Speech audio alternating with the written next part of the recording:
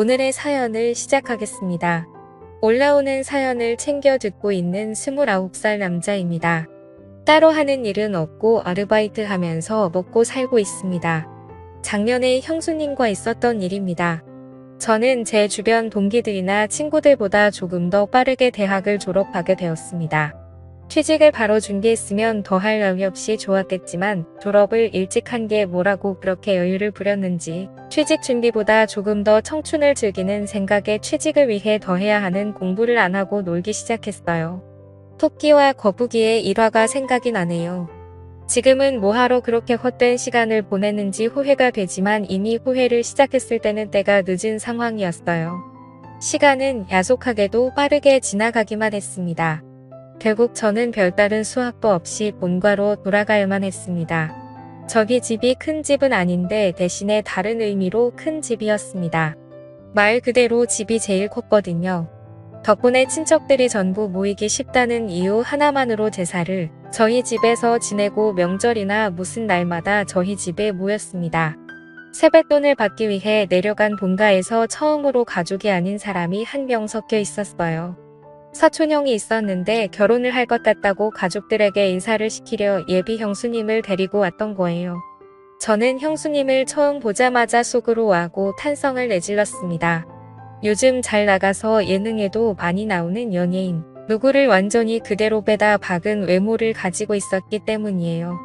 그리고 신기했던 게 친척형이 옛날부터 공부를 잘해서 어머니도 저한테 친척형 하는 거 반만 따라 해보라는 잔소리까지 들을 정도로 공부벌레였는데, 그래서 당연히 똑같이 고리타분하고 지루한 공부벌레 같은 여자를 만날 줄 알았는데 또 어디서 이렇게 예쁜 여자를 데리고 왔나 싶더라고요. 얼굴도 잘 보인다고 형수님이 나름 차려입고 왔는데 제사를 지내는 집이라고는 설명을 듣지 못한 건지 치마를 입고 와서 제사 지낼 때 자꾸 눈길이 그쪽으로 가서 아주 혼이 났습니다. 식사할 때도 규자상을 여러 개 붙여놓고 펴서 먹었는데 일부러 형수님 옆에 앉았는데 정말 어쩔 줄을 몰라 하더라고요. 친척형도 자기 와이프 될 사람이 저렇게 불편해하고 있는데 눈치도 전혀 없다 싶어서 제가 방에 가서 담요를 하나 가져다 줬습니다. 형수님이 담요를 받으면서 저한테 고맙다고 눈인사를 하는데 형수님의 미모에 그 정도의 눈웃음이면 우리 친척형이 아니라 어디 재벌 집 후계자도 꼬실 수 있었을 텐데 싶었습니다. 아무튼 제사가 끝나고 점심 식사까지 끝나고 나니 어른들 몇몇이 거실에 모여서 수다를 떨고 있고 나머지 사람들은 각자 빈방 하나씩 차지하고 낮잠을 자거나 했습니다. 저도 제 방에 가서 쉬고 싶었는데 취직 안 한다고 친척들 입에 오르내리다가 갑자기 잔소리를 듣는 분위기가 돼버려서 어떻게 방에 들어가지도 못하고 나가지도 못하고 벌만 서고 있었습니다. 그러다가 친척형이 전날에 늦게까지 일하고 퇴근을 했고 몇 시간 못 자고 차 끌고 내려오느라 많이 피곤하다고 하여 제 방에서 눈 좀 붙이겠다고 하는 바람에 방까지 빼앗겨 버리고 말았어요. 누구는 어디 취직했다더라 하면서 무슨 사돈의 팔촌 이야기까지 하면서 저를 나무라고 있었습니다. 일찍 눈치채고 방에 들어가지를 못해서 괜히 화제의 주인공이 되어버렸고 요즘은 뭐가 비전이 좋다더라 월급을 잘 받는다더라 이런 이야기를 들으면서 혼나고 있었습니다. 현수도 당하고 비교까지 당하니까 솔직히 자존심도 많이 상하고 내가 왜 이러고 있나 싶었는데 저희 친누나가 마침 친구 좀 만나고 오겠다고 밖으로 나가다가 갑자기 저를 향한 화살이 누나한테 향하게 된 것이었습니다. 명절날에 어딜 쏘다니냐 하면서 여자가 그렇게 밖으로 돌면 시집을 못 간다나 하면서 저 대신에 누나가 붙잡혀서 잔소리를 다 받아내기 시작한 거예요. 저는 그 틈을 타서 그 자리에서 빠져나올 수 있었습니다. 괜히 제 방에서 자고 있는 친척형을 깨우는 게 아닌가 싶어서 마침 붙잡혀 버린 누나 방에서 쉬면 되겠다 싶어서 거실에 있는 어른들한테 최대한 들키지 않도록 살금살금 누나 방으로 향했습니다. 시선은 친척 어른들을 향해 있었고 최대한 살살 문을 열고 들어갔는데 방에 들어가 방문을 닫았을 때 저는 얼음처럼 굳어버리고 말았습니다. 방 안에는 예비 형수님이 계셨고 마침 형수님은 누나가 빌려준 편한 옷으로 갈아입고 있던 와중이었던 거예요. 형수님들이 계시니 괜한 일을 만들까봐 형수님은 제가 들어오는 걸 보고도 놀라서 있을 뿐 소리도 지르지 못하는 상황이었던 거였습니다. 그런데 저도 그 순간에는 당황해서 어떻게 할 수가 없더라고요. 밖으로 나가면 나가는 대로 다시 친척들한테 잡힐 것 같고 그랬다가 친척 어른들 앞에 형수님의 이런 꼴을 다 보여주겠다는 생각이 들었어요. 그래서 작은 소리로 연신 사과를 한 뒤에 고개를 반대쪽으로 돌려버렸습니다. 하지만 고개를 돌리고 눈을 꽉 감고 있었음에도 불구하고 이미 뇌리에 각인된 모습이 감은 두 눈 속으로 선명하게 보이더군요. 거기에 눈을 감고 들려오는 스르륵거리는 소리가 오히려 그 장면을 상상하게 만들어 버렸습니다. 이제 괜찮다고 하는 형수님의 말에 다시 눈을 뜨고 고개를 돌렸습니다. 매일 누나가 입는 편한 티셔츠에 반바지로 갈아입었는데 옷이 날개라고 하는 말은 다 거짓말 같은 게 같은 옷인데도 형수님이 입고 있으니까 아예 다른 옷처럼 보이더라고요. 하얀색 티셔츠가 얇아서 살짝 민망했는데 오히려 그것마저도 잡지 화보에 나올 법하게 스타일 있어 보였습니다. 형수님이 얼마나 아름다웠는지는 둘째치더라도 제가 다시 밖으로 나가는 것도 애매한 게 현관문이 닫히는 소리가 난 걸 보니 누나도 어떻게 친척들 소나기에서 탈출해서 당초의 목적대로 집 밖에 나간 것 같았습니다. 그러니 제가 나가면 다시 친척들에게 잡혀 잔소리를 들어야 했죠. 물론 형수님과 단둘이 좁아터진 누나 방에 서 있는 것도 충분히 어려운 일이었습니다. 그런데 형수님이 저보고 괜찮다고 방 안에서 소리가 다 들려서 알고 있다고 하면서 자기는 신경 쓰지 말고 방에서 있으라고 하는 겁니다. 형수님한테 친척형은 제 방에서 자고 있는데 왜 누나 방에 계시냐고 물어봤어요. 형수님은 아직 결혼한 것도 아니고 결혼할 사이라고 소개를 해주러 온 건데 어른들 다 계신데 아무리 그래도 한 방을 쓰는 건 아닌 것 같아서 그랬다고 합니다. 친척형이 제가 이 방에 있는 걸 알면 화내지 않겠냐고 물어보니 그건 걱정하지 말라고 하더라고요. 일어나면 연락을 준다고 했다고 그때 나오면 된다고 미리 말을 맞춰 놔서 괜찮다고 했습니다. 형수님도 가만 보니 먼 길 오느라 많이 피곤해 보였고 편한 옷으로 갈아입은 게 낮잠을 좀 자려고 했던 것 같아서 누나의 침대를 양보했습니다. 저는 바닥에 누워도 된다고 하고 바닥으로 먼저 누워버렸어요. 핸드폰으로 뭐 드라마나 영화 같은 걸 보려고 했는데 도무지 집중이 안 되더라고요. 형수님은 피곤했는지 금방 잠이 들었고 새근새근 숨쉬는 소리가 들리니 그 소리가 너무 신경이 쓰였나 봐요. 예쁜 사람은 잘 때 어떤 모습으로 자는지 궁금해서 살짝 고개를 들어서 형수님을 쳐다봤는데 저를 의식한 건지 제가 있는 방향으로 등을 돌린 채 자고 있었습니다. 그런데 오히려 등을 돌린 채 자고 있으니 뒷모습이 보여서 오히려 터제문과 마음이 둘 다 부풀기 시작했어요. 잡생각이 너무 많이 나서 고개를 돌려버렸습니다. 그러지 않으면 큰 실수를 해버릴 것만 같았어요. 그런데 불편한 건 저만이 아니라 형수님도 불편하긴 매한 가지였나 봅니다. 제가 바로 옆에 있어서 그런가 형수님도 잠에 들지 못하고 있는 상황이었었나 봐요.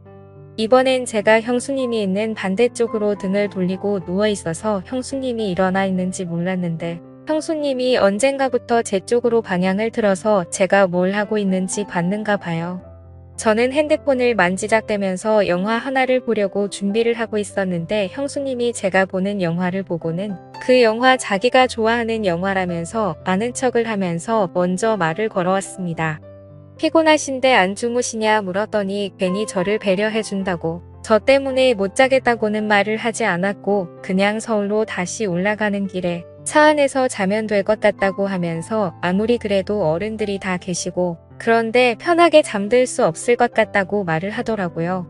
그 말에도 제가 불편할까 봐 헤아려주는 걸 보니 형수님은 참 얼굴도 어쩜 그리 예쁜데 마음씨까지 고운지 여태껏 자라오면서 성적도 항상 좋고 좋은 대학 졸업해서 좋은 회사에 취직한 친척형이었지만 한 번도 부러워해 본 적이 없는데 형수님 같은 여자와 결혼을 하게 된다는 걸 생각하니 처음으로 질투가 다 나더라고요.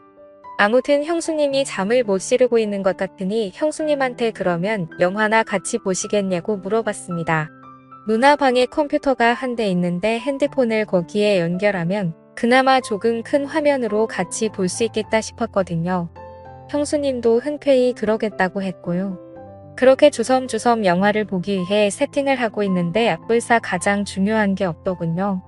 핸드폰과 모니터를 연결시켜주는 케이블이 제 방에 있다는 걸 깜빡해버린 거예요. 자신있게 영화를 보자고 했는데 가장 중요한 게 없어서 난감해져 버렸습니다.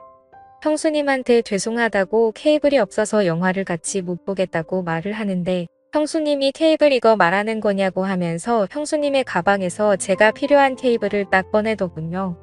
구멍에 맞는가 꽂아봤더니 딱 제가 찾는 그 케이블이었습니다. 이런 걸 왜 가지고 다니시냐 물었더니 오늘 내려오는 길에 차 안에서 자기도 영화 한 편 보고 싶어서 가지고 왔다고 하는 거예요. 어떻게 우연히 겹쳐서 다행스럽게 제 핸드폰을 연결해서 형수님과 영화 한 편을 보기 시작했습니다. 형수님은 침대에 누워서 보고 있었고 저는 바닥에 누워서 보고 있었어요. 영화를 보는데 바닥에 누워서 책상 위에 있는 화면을 보려고 하니 몸이 많이 베기더라고요. 그래서 이리 돌아 누웠다 저리 돌아 누웠다 하며 편한 자세를 찾고 있는데 형수님이 그걸 보더니 미안했나 봅니다. 괜찮으니까 옆에 와서 침대에 누워서 보라고 하시더라고요. 그래도 제가 어찌 형수님 옆에 누워 있겠느냐 하니까 형수님이 그러면 자기가 바닥에 누워서 볼 테니 저보고 침대에 올라오라는 겁니다. 그런데 또 그건 그거대로 못할 짓이더라고요. 그래서 하는 수 없이 형수님 옆에 자리를 깔고 누웠습니다. 누나 혼자 쓰는 방이다 보니 침대가 그렇게 큰 편이 아니라서 최대한 멀리 떨어져서 누우려고 했는데도 엄청 가깝게 느껴졌어요. 형수님이 뒤척일 때마다 형수님의 오른쪽 팔과 제 왼쪽 팔이 닿았는데 참 그렇더군요. 가까이 몸을 맞대고 누워있으니 향긋한 향수 냄새도 살짝 올라오고 뭔가 이상한 생각이 자꾸 들어서 저는 하는 수 없이 이불을 덮어서 몸을 가려야만 했습니다. 형수님도 참 과감한 게 아무리 제가 형의 동생이라도 그렇지 너무 저를 동생 취급을 하는 게 아닌가 싶었어요. 저도 취직만 안 했다 뿐이지 곧 30을 바라보는 남자인데 말입니다. 영화가 생각보다 연인 사이가 아닌 남녀가 같이 보기에는 조금 그런 장면들이 많이 나오더군요. 소리를 작게 해놔서 망정이지 밖에까지 들렸으면 오히려 제가 형수님이랑 뭐라도 하는 줄 오해받기 딱 좋은 장면이 나오는 겁니다.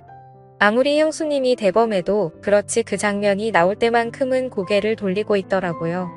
장면은 끝날 생각은 안 하고 소리는 더욱더 대담해지는 것 같아서 제가 냉큼 일어나 영화를 꺼버렸습니다. 그리고 저도 모르게 형수님한테 아까부터 계속 미안하다고 사과를 했어요.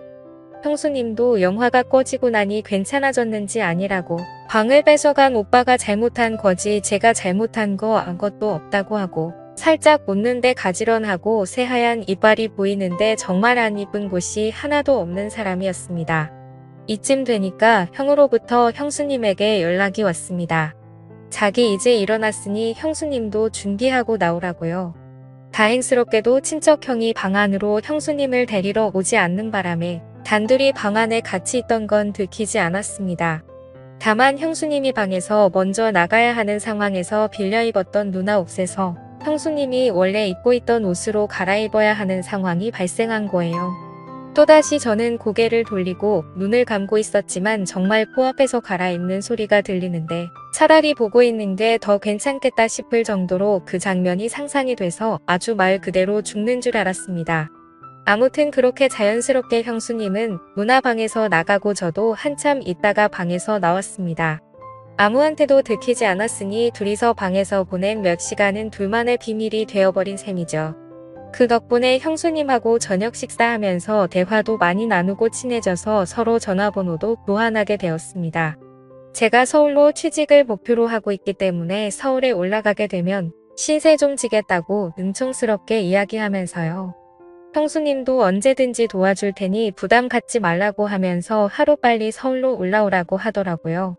알고 봤더니 형수님도 저랑 똑같이 지방에서 공부하면서 서울에 있는 회사에 합격하면서 서울에는 친구가 거의 없었다고 하더라고요. 그래서 거의 모든 시간을 친척형하고만 보낸다고요. 매일 둘이서만 놀고 있으니 재미도 없고 친척형이 워낙 공부벌레라서 너무 못 놀 때도 있으니 이것저것 가르쳐주라고 하면서 말이죠. 그래서 저랑 형수님 단둘이서 의기투합해서 저녁 식사가 끝나고 또 식탁에 앉아서 한참 수다를 떨었습니다. 형수님도 이제 더 늦기 전에 출발하는 게 좋겠다고 하고 일어났는데 저 멀리서 보니까 친척형은 거실에서 상을 깔아놓고 삼촌들하고 술판을 벌이고 있더군요. 형수님도 많이 당황한 듯 보였습니다. 형수님은 운전을 못하는 듯 보였고 친척형도 삼촌들에게 주는 술 한 잔 두 잔 받아 먹다가 고개가 풀려버려서 술판이 벌어져 버리고 만 것이에요. 형수님이랑 낮에 방에서 단둘이 잠깐 있었고 저녁 식사를 하고 나서도 둘이서 의기투합을 한 것 때문에 형수님이 혹시 나에게도 관심이 있는가 하는 생각을 했는데 형수님이 형을 많이 좋아한다는 생각이 들었습니다. 그 와중에도 술 먹고 있는 형한테 화를 내는 게 아니라 천천히 마시라고 말하면서 자연스럽게 그 자리에 합석을 해서 삼촌들이 주는 술을 넙죽넙죽 받아 마시기 시작했어요. 삼촌들이 특히 짚어준 게 보통이 아닌데도 그 농담을 다 받아치면서 분위기를 빛내주더라고요. 참 부럽다는 생각이 들었고 저도 나중에 결혼을 한다면 저런 여자랑 해야겠다고 결심까지 했습니다. 그런데 한참 그 장면을 보고 있는데 역시 짚어준 삼촌들이 형수님을 가만둘 리 없었죠. 일부러 어떻게 술에 뻗게 만들려고 술을 쉴 새 없이 연거푸 계속 따라주는 겁니다.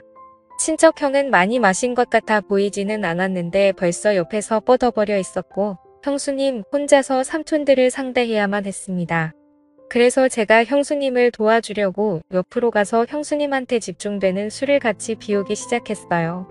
정말 대단했던 건 우리 삼촌들이 주량 하나만큼은 누구한테 져본 적이 없을 정도인데 삼촌들이 술에 취해서 거실에 뻗어버릴 때까지 형수님은 그 술을 다 버텨내고 있었던 거예요. 저는 나중에 합류를 했으니 그만큼 술이 덜 취한 상태였고요. 아무튼 삼촌들은 그렇게 그냥 거실에서 재우고 형님하고 형수님을 제 방으로 옮겨서 재우고 저는 그날 외박을 하기로 한 누나방에서 잠에 들었습니다. 술 기운에 피곤한 몸을 이끌고 누나방 침대에 누워서 눈을 좀 붙였어요. 그래도 낮 동안 형수님이 누워있다고 침대에서 형수님의 향수 냄새가 살짝 배어있는 듯 했습니다. 그렇게 술 기운에 잠이 들었는데 인기척이 느껴져서 잠에서 깨고 말았습니다.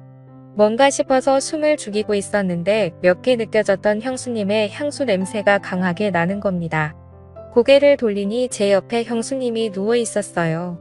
형수님도 술 기운이 많이 올라있는 듯 보였고 분위기를 보아하니 화장실을 다녀왔다가 방을 착각해서 낮 동안 한참 있었던 누나방으로 돌아온 것 같았습니다. 나란히 누워 얼굴이 가까이 있으니 형수님이 코로 숨쉬는 콧김까지 생생하게 전해져 오더라고요. 형수님의 숨결에 술 냄새가 강하게 섞여 기분이 더욱 이상해졌어요. 참 아름다운 사람이구나. 왜 친척형을 만나지 이따금씩 아까부터 생각한 의문이 계속해서 들더라고요. 저랑은 나이차도 별로 나지 않으니 아무리 연상의 여인이라도 저를 먼저 만났으면 어떻게 됐을까 싶은 묘한 질투심도 가지고 있었던 상황이고 말입니다. 더 있으면 무슨 일이 생길 것 같아서 한참을 고민하다가 방에서 나와 삼촌들이 뻗어있는 거실 한 구석에서 저도 잠에 들었습니다. 다음 날 아침이 돼서 형수님은 전날 밤의 상황을 기억을 못하는 듯 했어요. 삼촌들은 새벽 6개 깨서 이미 다 돌아갔고 친척형과 형수님도 같이 돌아갈 채비를 하더군요. 이대로 보내면 언제 또 만나나 싶은 생각이 들었습니다. 친척형은 그렇다 쳐도 딱 하루 같이 있었을 뿐인데 형수님을 한동안 못 본다는 생각을 하니 너무 서운하고 아쉬웠어요. 그렇게 친척형 내를 보내고 저는 다시 누나방으로 들어왔습니다. 제 방도 있었지만 형수님이 벌써 보고 싶어져서 방 안에 남아있는 형수님의 잔향이라도 맡아보려 들어왔어요. 그런데 벼랑간 제 핸드폰이 울리더군요. 형수님이었습니다. 내용은 얼른 취직하라고 그리고 서울에서 보자는 말이었어요. 그리고 형수님이 덧붙인 말은 얼른 서울에 와서 어젯밤에 왜 그냥 나갔냐고 하는 겁니다. 취했다고 생각했던 형수님은 사실 제정신이었던 거고 저는 굴러 들어온 기회를 제 발로 차버리고 말았던 거예요. 아무튼 그 말이 계기가 되어서 저는 엄청나게 공부를 하게 되었고 원하는 대로 서울에 취직을 하게 되었습니다.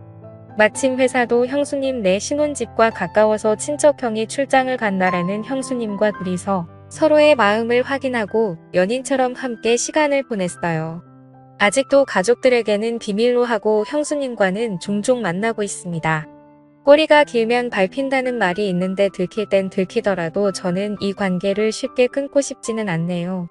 형수님도 딱 이 정도 사회까지만 원하는 것 같아서 그런 부분은 조금 많이 아쉽습니다. 형수님이 언제든 저를 선택할 결심이 서면 저는 그때는 제 모든 걸 걸어서라도 형수님을 행복하게 해주려고 하는 생각입니다. 지금까지 제 사연을 들어주셔서 감사드립니다. 구독과 좋아요 부탁드려요. 감사합니다.